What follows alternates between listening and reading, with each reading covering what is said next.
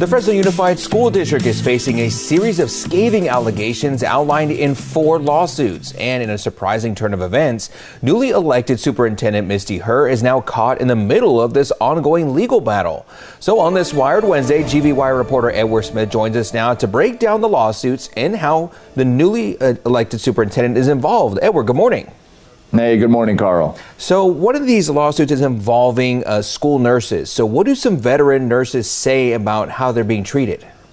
Yeah, so that those series of lawsuits that you mentioned, those really began with those veteran nurses.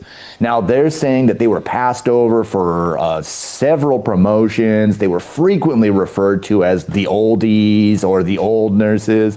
And the first lawsuit, the main lawsuit, kind of mentions this one manager, executive officer of health, Liz Torres, who it came out in deposition, according to the attorney representing them, that she's Misty Herr's cousin. And yeah, so she was actually, suggested to apply for that role. But veteran nurses are saying that they were all nurse practitioners too. So very highly skilled. They were saying that they were passed over for a lot of promotions and had to endure some discrimination. And staying on the subject of Liz Torres, what about her immediate supervisor? Yeah, so Liz Torres' immediate supervisor is another longtime Fresno Unified executive named Amy Eidsvog, and there's another lawsuit that kind of goes against her. Right now, it's going to be filed, but Amy Eidsvog is married to another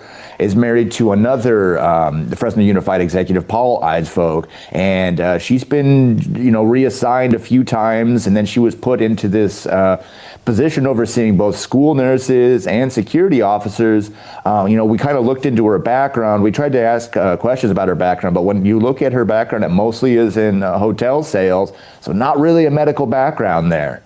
And those other lawsuits, can you describe what those other ones say? Yeah, so the other one, one of the other ones that came out was from a school nurse who found out about a student death back in 2022, and that was death from a student who had an asthma attack. One school nurse didn't call an ambulance, but rather called the parents when asthma policy says you have to get that child to a hospital.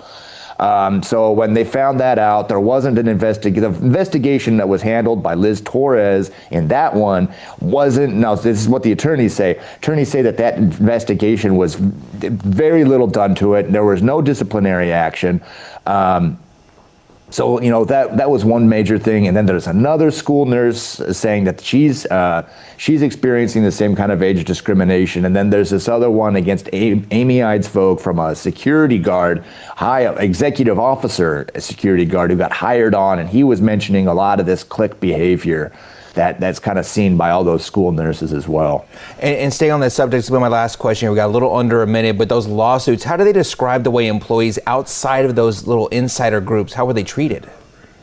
Yeah, so the one against Amy Eidsvog from the security guard executive officer, saying that a lot of them they kind of protecting themselves. They would often commit unsafe behavior, discriminate against people outside or different kinds of people outside of the groups, and they were really there to kind of protect themselves. Now, this is what the lawsuit says. And when he tried to fix it, when he went to Amy Eidsvog to try to fix it, he actually got retaliated against, and they're saying that they impugned his behavior after he was hired with glowing regards, and he ultimately left after all that, and so it's quite something for the district to deal with. Yeah, a lot of information going there. Edward Smith, thank you so much here from GV Wired. Thank you for joining us on this Wired Wednesday morning.